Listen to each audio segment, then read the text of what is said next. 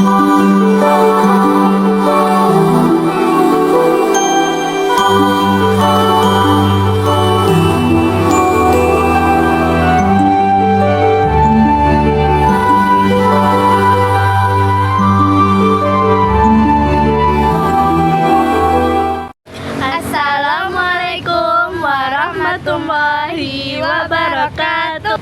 Kembali lagi dengan kami di Potlut Podcast Lucu. Oke, jadi sekarang kami akan membahas tentang matrilineal dan patrilineal. disimak ya, Alia. Oke, Alia. Jadi aku mau nanya, apa sih apa itu sistem kekerabatan matrilineal? Oke, jadi sistem kekerabatan matrilineal itu adalah merupakan garis keturunan yang ditarik melalui dari pihak ibu. Jadi dalam sistem ini tuh hubungan kekerabatan dan juga pewarisan diatur berdasarkan garis keturunan ibu, bukan dari ayah. Oke, Alia. Jadi pewarisan harta itu akan diturunkan ke siapa? Nah, biasanya pewarisan harta itu akan diturunkan kepada ibu ataupun anak-anak perempuannya dan juga kepada kerabat-kerabat perempuan yang lain yang masih dalam garis keturunan ibu. Oke, Alia. Jadi suku apa sih yang masih menganut kepercayaan ini?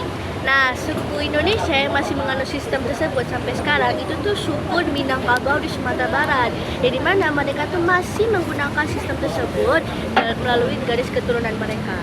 Oke, Alia. Selain suku Minangkabau, adakah suku yang lain yang menganut kepercayaan tersebut?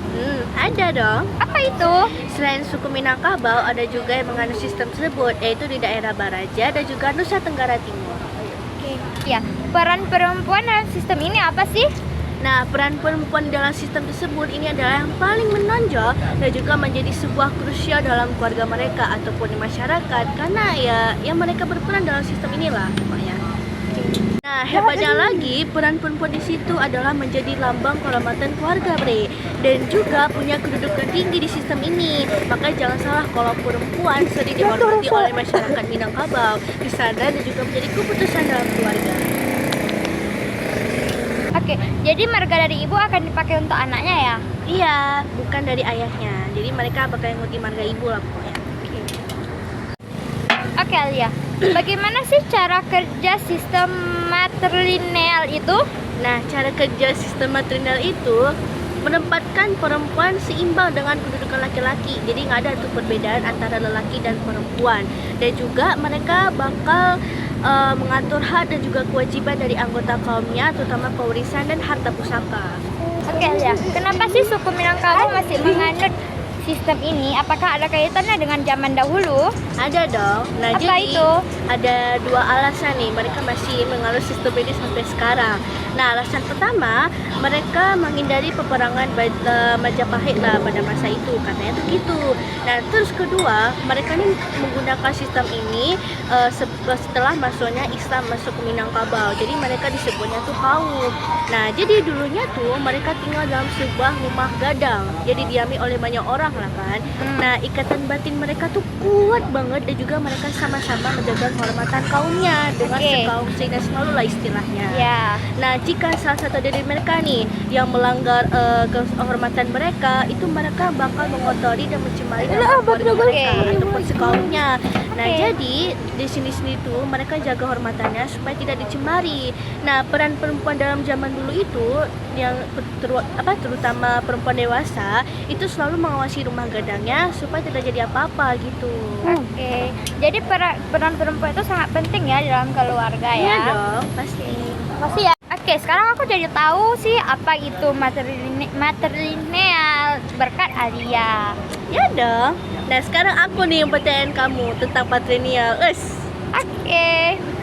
Deg-degan. Nah, tadi kan tentang matrilineal nih. Nah, sekarang ini tentang patrilineal nih. Dan itu tuh apa sih perbedaan matrilineal dan juga patrilineal dan juga itu tuh apa sih patrilineal tuh? Oke. Ya. Nah, jadi patrilineal itu adalah garis keturunan dari ayahnya. kalau sistem itu warisannya diatur berdasarkan garis keturunan ayahnya, bukan dari ibu, gitu Alia. Nah, jadi tuh pembagian warisan itu kepada anak laki-laki atau anak perempuan sih? Nah, kalau dalam sistem patrilineal itu tuh warisan hartanya akan diberikan oleh anak laki-laki dan juga keturunannya dihitung dari ayah, sehingga anak-anak tersebut terhubung dengan kerabat ayah mereka. Oh. Gitu Alia. Nah, kalau perempuan tuh yang menjaga kehormatan juga menjadi lambang keluarga. Nah, peran laki-laki itu di sini apa sih? Nah, perannya adalah peran mereka di situ tuh lebih dominan ke mereka bakal bertanggung jawab dalam keluarga dan juga masyarakat. Sehingga peran mereka itu melindungi keluarga sekaligus menjadi tanggung jawab mereka menjadi kepala keluarga. Gitu. Suku apa nih yang menganut sistem itu? Suku yang menganut sistem ini itu antara lain itu suku Batak, suku Bali, Ambon, Asmat, dan lain-lain. Itu ciri-ciri sistem patrilineal itu apa sih?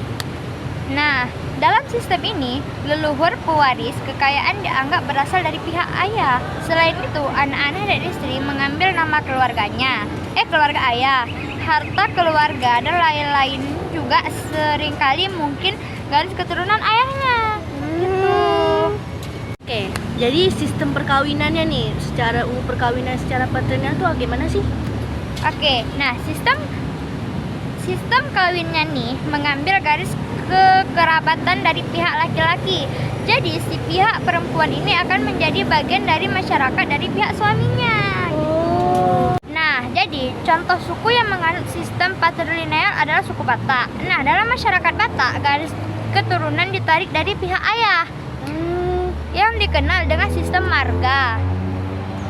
Jadi, setiap anggota suku Batak memiliki marga yang diwariskan dari ayahnya. Sistem ini tuh jadi berdampak pada budaya pernikahan dan sistem pembagian warisan. Jadi gitu Alia. Oh, Oke, jadi segitu aja dulu podcast kita dan mohon maaf kalau misalnya kita ada kekurangan ataupun informasi dari pembicaraan kita ataupun kayak ya ada kata-kata yang typo dikit ataupun ya gimana lah, pokoknya mohon maaf ya kalau ada kekurangan gitu. Ya, namanya juga kami manusia, bukan nabi, Ba. Jadi wajar itu ada kesalahan. Terus semua